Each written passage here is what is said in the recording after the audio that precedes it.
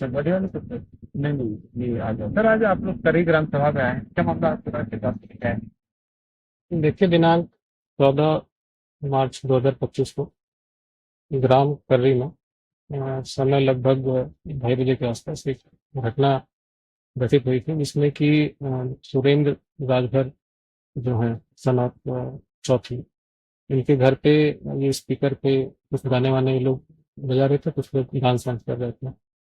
उसी को लेकर यहाँ पे विवाद हुआ, जिसमें कि मारपीट भी हुई, पत्थरबाजी भी हुई, और यहाँ जो पशुओं को जो बांधते हैं, जो घास फूस की ये मड़ई होती है, उसमें आग लगने की घटना भी घटित हुई है। तो तत्काल जो सूचना प्राप्त हुई, उनके सूचना के आधार पर जो मुकदमावादी है सुरेंद्र राजभर, उनके तहरीर के आधार पर मुकदमा पंजीकृत किया गया 64/25। सुसंगत धाराओं में पंजीकृत करने के बाद 4 लोग के खिलाफ उन्होंने दिया था। चारों लोग का नामजद इसमें मुकदमा लिखा गया। उसके बाद विवेचना स्टार्ट हुई। उसमें जो 4 लोग जो नामजद थे, उसमें से 3 लोग गिरफ्तार भी हुए, फिर कुछ लोग उसमें प्रकाश में भी आए। तो टोटल 8 लोग उस घटना में अभी तक शामिल होना गया है। 8 लोगों में से 5 लोग की गिरफ्तारी हो गई है। जो लोग गिरफ्तार हो गए हैं, उनका नाम है रत्नेश तिवारी, आशुतोष तिवारी, अशोक तिवारी, साथ ही जयप्रकाश यादव और योगेंद्र यादव।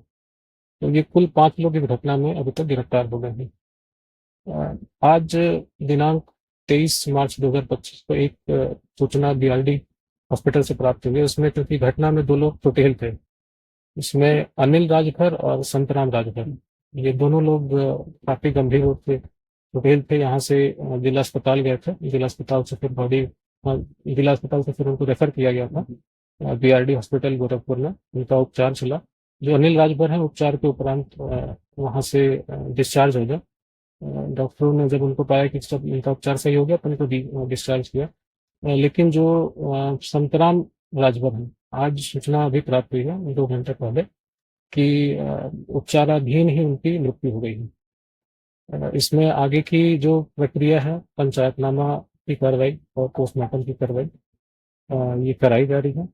यहाँ अभी मैं और डीएम साहब के द्वारा गांव में विजिट भी किया गया है, पीड़ित परिवारों से भी मिला गया है, और हम भरसक प्रयास कर रहे हैं कि पूरी घटना में जल्द से जल्द पूरी घटना का अनावरण हो। साथ ही साथ इंश्योर कर रहे हैं कि इसमें सद्भावना और सौहार्द जो गांव में है वो बनाए। सर यह तो परिवार का है, इस लोगों को कहना है कि ये इस घटना में शामिल नहीं था और दूध ये करके आए थे और घर के खाने में विवाद हो रहा था। जी, और उस समय वो गाँव पे थे, मतलब गाँव के अंदर थे, यहाँ तक कि नहीं, और उनको भी गिरफ्तार किया गया। देखिए, जब घटना घटित हुई तो मेरे द्वारा घटनास्थल का निरीक्षण किया गया था। पीड़ित परिवार से भी हम मिले थे। पीड़ित परिवार ने बड़ा स्पष्ट रूप से बताया था, और गांव के और भी लोगों ने भी बताया था कि इसमें जो जेपी यादव हैं, इनके छत पे चढ़ के पथराव किया गया था।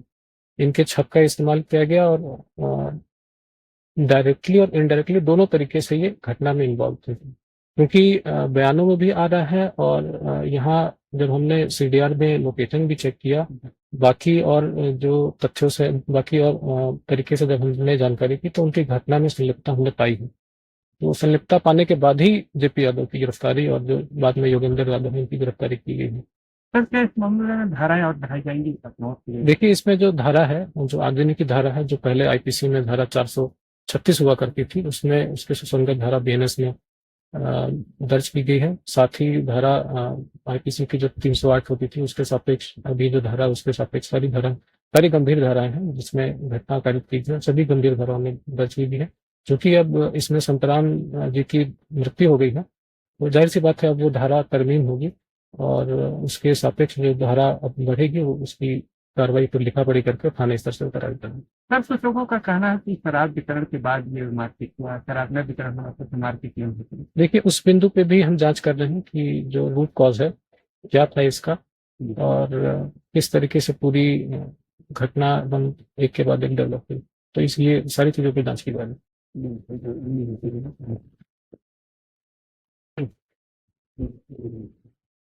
कहाँ मुझे लगा नहीं है, थोड़ा कम। तो